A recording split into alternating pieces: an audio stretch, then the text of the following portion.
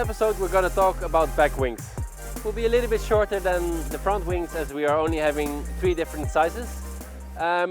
Myself, I'm using 2 different sizes, maybe also due to the PWA registration, but I'm using the 190 back wing and the 210 back wing.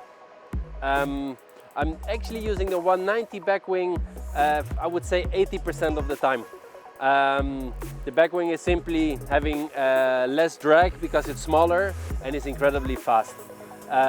So the 190 is my 80% of the time go-to back wing.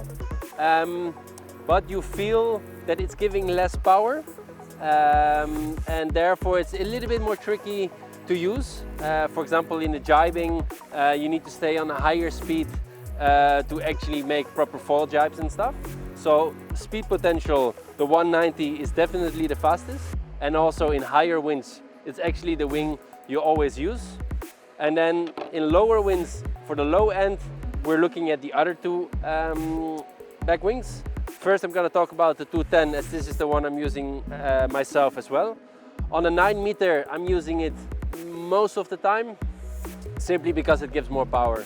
Through the wind holes and in the jibes, this wing really makes you feel like you have power all the time and you can simply push all the time, which is very, very nice. So in the very, very light winds, the 210 back wing is really a must, I would say. In the meantime, we also have the 200.